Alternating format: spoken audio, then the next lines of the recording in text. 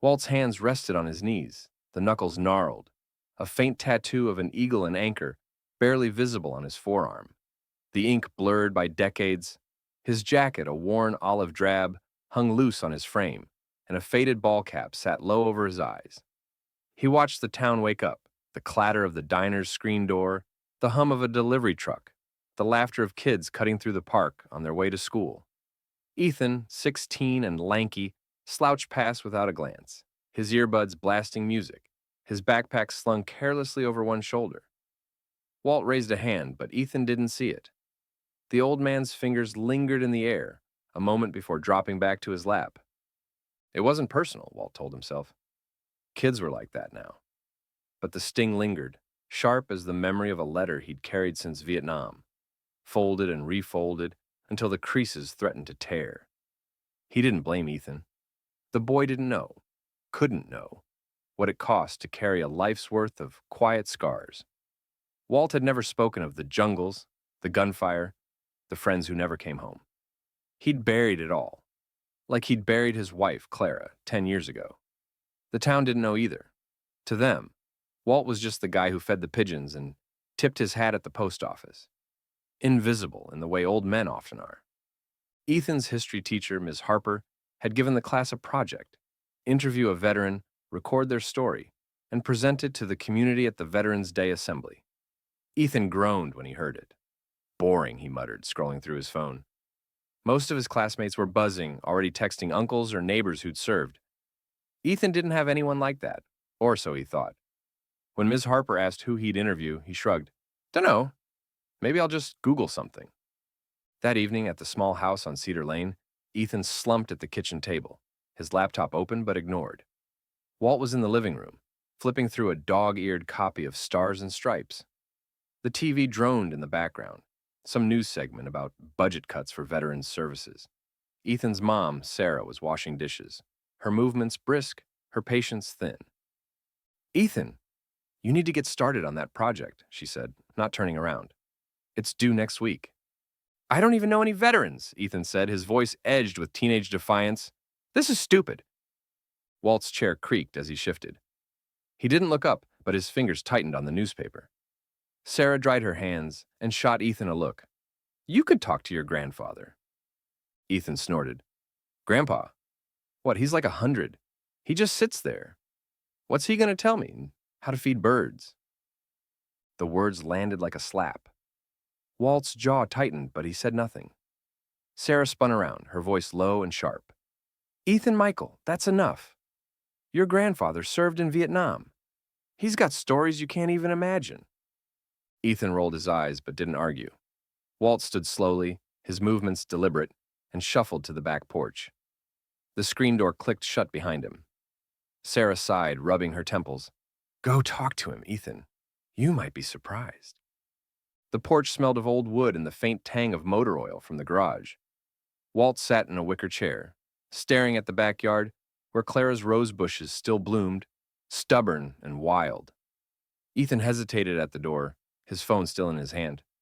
He didn't want to do this, but Miss Harper's grade loomed, and his mom's glare was still fresh. Hey, Grandpa, he said, his voice flat. So, I gotta do this school thing. Interview a veteran. Mom says you were in Vietnam or something. Walt didn't turn. Or something, he said quietly. His voice was low, gravelly, like he hadn't used it in a while. Ethan shifted and uncomfortable. Can I just, record you or whatever? Ask some questions? Walt nodded, still looking at the roses. Ethan pulled out his phone, hit record, and leaned against the railing. Okay, so, what did you do in the war?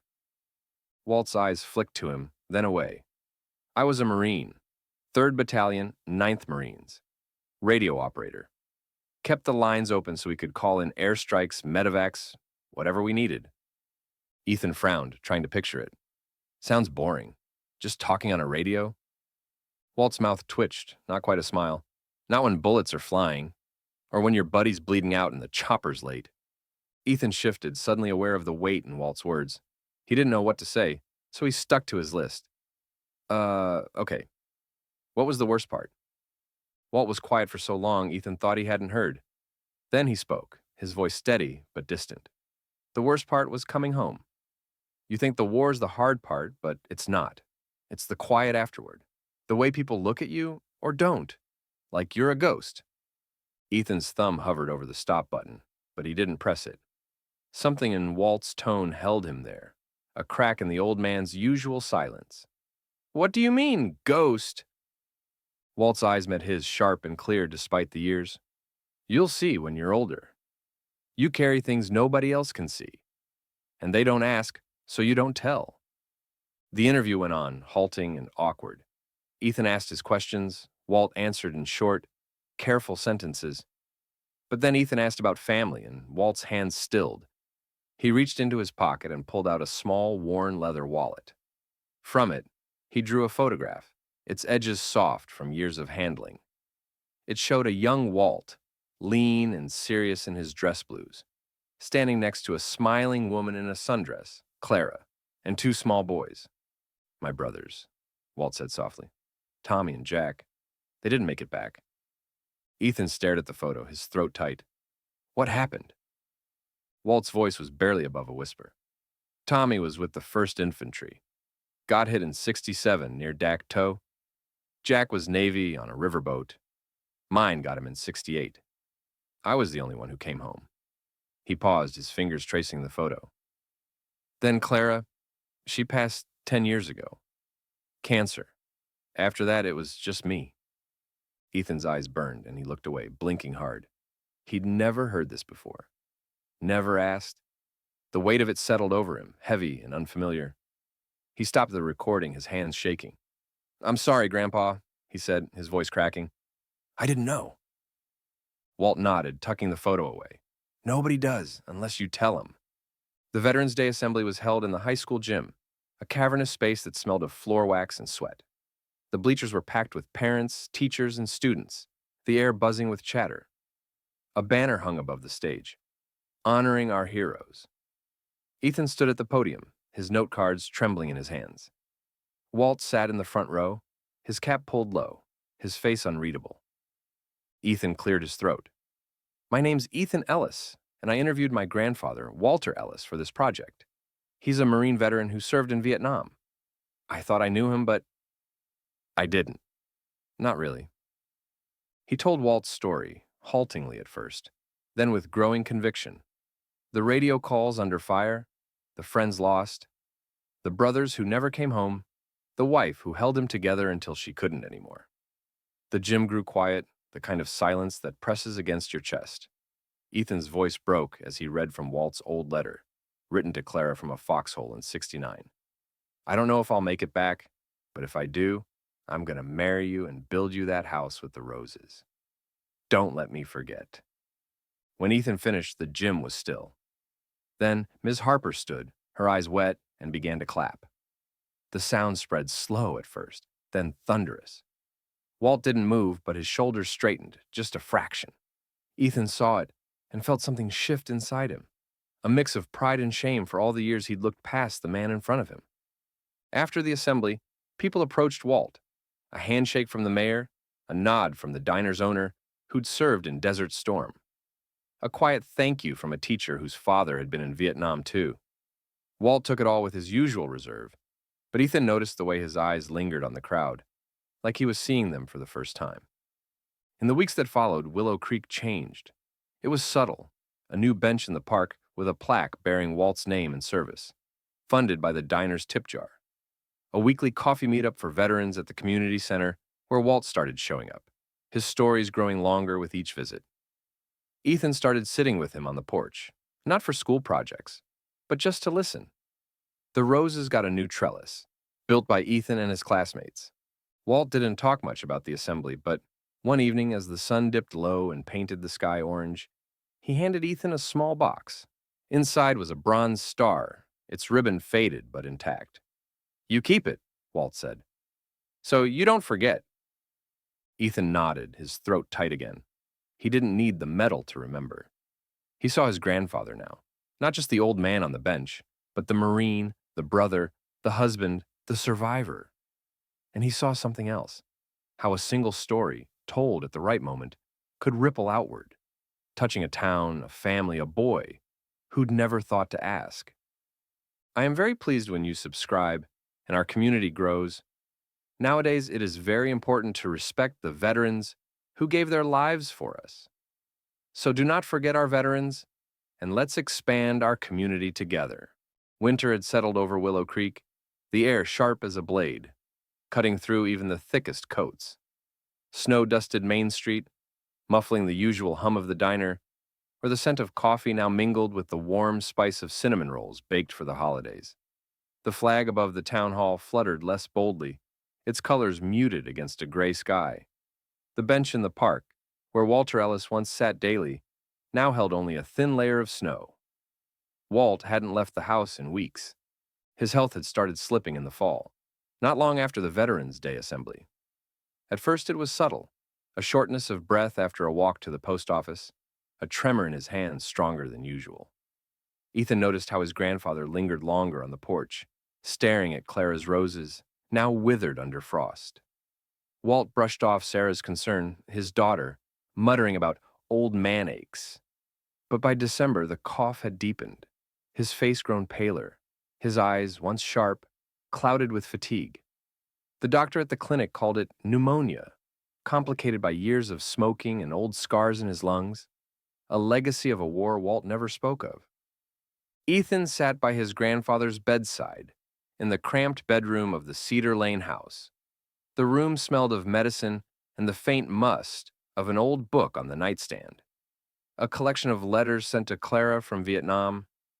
On the wall hung a faded photo of Walt in his marine dress blues, now joined by a framed plaque from the park. In honor of Walter Ellis, Marine veteran, Vietnam. Ethan turned the bronze star over in his hands, the one Walt had given him after the assembly. It felt heavier than before. "Grandpa, you gotta eat," Ethan said, nodding at a bowl of soup gone cold on the tray. His voice was soft, almost pleading. Walt, propped up on pillows, waved a hand, his fingers thin as twigs. "Not hungry?" he rasped, a cough breaking his words. He sank back, eyes closing. "You don't need to sit here all the time, Ethan. Go do your thing." Ethan frowned, his throat tightening. "I want to be here. You told me stories. I want to hear more." Walt's mouth twitched, a faint smile. "Told you everything. Rest is just old memories. Not worth the trouble." But Ethan didn't give up. He started coming every evening after school, bringing a notebook. He wrote down everything Walt recalled, names of buddies, the smell of the jungle, the crackle of a radio at night. Sometimes Walt talked for hours, his voice weakening, but his eyes flaring when he spoke of calling in a medevac for a wounded friend, or Clara waiting for him on the dock in San Diego. Other times he went quiet, staring at the ceiling as if seeing something Ethan couldn't grasp. One evening, as snow howled outside, Ethan found an old metal box in the closet. Inside were letters, yellowed and brittle, tied with a faded ribbon. Most were from Clara, but one, in an unfamiliar scrawl, was addressed to Walt from a buddy named Riley. "You saved us all that night near Khe Sanh," it read. "I still hear your voice on the radio, steady as a rock. You were our anchor." Ethan read it aloud, his voice shaking. Walt listened, eyes half closed. "Riley was gone a month later," he said softly. "I didn't save him." Ethan gripped the letter. "But you tried. That matters, right?" Walt didn't answer, but his hand brushed Ethan's just barely. It was the first time his grandfather had touched him like that, and Ethan felt tears prick his eyes. Willow Creek hadn't forgotten Walt. Mr. Kane, the diner owner, brought a pot of soup every week. Miss Harper, the history teacher, rallied students to shovel the path to Walt's house after a snowfall. Even the mayor stopped by once, bringing a thank you letter from the town council, but Walt grew weaker. By mid-January, he no longer left his bed, an oxygen tank humming beside him, his breath shallow and uneven. Ethan started bringing his notes to the community center, where the veterans gathered for coffee. He read Walt's stories, his voice shaky at first, but stronger with each word. The old men listened, nodding, some wiping their eyes. One, a grizzled Marine named Frank, put a hand on Ethan's shoulder. "Your grandpa's a hero. Don't let anyone forget." One evening, as the snowfall eased and the sky over Willow Creek cleared to a starlit expanse, Ethan sat by Walt's side. His grandfather was quiet, his breathing barely audible. Ethan held his hand, the bronze star resting on the nightstand beside Clara's photo. "Grandpa," Ethan whispered, "I'll tell your story." "I promise." Walt didn't respond, but his fingers twitched, faintly squeezing Ethan's hand. Ethan sat there listening to the hum of the oxygen tank and the distant bark of a dog somewhere outside. He didn't know if his grandfather heard him or if his mind was already elsewhere. Maybe in the jungles, maybe with Claire in that house with the roses. The next morning, Sarah found Ethan asleep in the chair by Walt's bed. The oxygen tank still hummed, but the room felt quieter than ever. She didn't say a word, just draped a blanket over her son's shoulders and stepped out to call the doctor. Outside, snow fell softly over Willow Creek, blanketing the park where Walt's bench stood. At the community center, the veterans gathered as usual, but this time they were silent, clutching their coffee mugs a little tighter. Ethan didn't come to read. No one knew if he'd be there tomorrow. Spring had softened Willow Creek, melting the snow and bringing the gentle scent of blooming cherry trees. Main Street hummed with life again. Kids zipped by on bikes, the diner buzzed with conversation, and the flag above the town hall snapped with renewed vigor. Walter Ellis's bench in the park, now simply Walt's bench, stood as a quiet cornerstone of the town. Its plaque gleamed in the sunlight, and Clara's roses bloomed vibrantly nearby, tended by the hands of the community. For Ethan Ellis, this spring was more than a change of seasons. It was the start of a new path. Ethan had changed. The boy who once walked past his grandfather with earbuds in, oblivious, now carried Walt's bronze star in his pocket like a talisman. Its weight reminded him of the stories he'd written down, the voice he'd promised to keep alive. After those winter days when Walt lay in bed, the hum of the oxygen tank filling the room with uncertainty, Ethan couldn't go back to his old life. He didn't know if his grandfather had heard his final promise, but that promise had become his compass. Ethan's first step was volunteering at the community center, where the veterans gathered weekly for coffee. At first, he just set up chairs or poured cups, but soon he was reading Walt's stories aloud, then others. He sat with Frank, an old Marine who spoke of Korea, or Mary, a Gulf War nurse who recalled saving soldiers under fire. Ethan wrote it all down, his notebook thickening with each week. He wasn't just listening. He felt these stories tying him to something larger, a legacy he'd once overlooked. The town noticed the change in Ethan. Mr. Kane, the diner owner, said one day, "You're starting to look like your grandpa, kid." Same quiet fire. Ethan shrugged, but the words warmed him. He began organizing memory nights at the center, where veterans could share and kids could listen. At one event, Ms. Harper, the history teacher, suggested an archive, a digital library of Willow Creek's veterans' stories. Ethan dove in with a zeal he'd never shown for school projects. He learned to scan old letters, edit audio recordings, and even built a simple website where anyone could hear the voices of those who'd served. But Ethan's volunteering stretched beyond the center. He started visiting the Veterans Clinic an hour's drive from town. There, he helped with paperwork, brought books, or just talked with those who, like Walt once had, felt invisible. One day, he met a veteran named Carl, in his 80s, who'd served in World War II but never had his stories recorded. Ethan spent a whole day listening to tales of Normandy, scribbling in his notebook. When Carl finished, he gripped Ethan's hand and said, "Thanks for asking." The words hit Ethan hard, echoing Walt, and he realized his mission wasn't just about preserving stories. It was about restoring dignity to those who'd lost it. Willow Creek built new traditions. Inspired by Ethan, the school's students held an annual Veterans Day fair to raise funds for the clinic. Walt's bench became a gathering spot where people left flowers or small flags. Ethan often sat there watching the roses and thinking of his grandfather. He could almost see Walt nodding, that faint smile from the porch days. Those moments gave Ethan strength, even when the ache for his grandfather felt overwhelming. One spring evening, Ethan stood outside the community center, holding a folder of new notes. The sky was clear, stars glinting like they had that last night he spoke to Walt. Sarah, his mother, approached, her eyes warm but tinged with sadness. "He'd be proud of you," she said softly. Ethan nodded, not trusting his voice. He didn't know if his grandfather could see what he was doing, but he felt Walt's presence in every word he wrote, every handshake from a veteran, every nod of gratitude from the town. Ethan kept at it, not for recognition, but because he understood. Stories weren't just words. They were like Clara's roses, surviving winter, like the bronze star in his pocket. They were a legacy that didn't fade, not if someone was willing to carry it.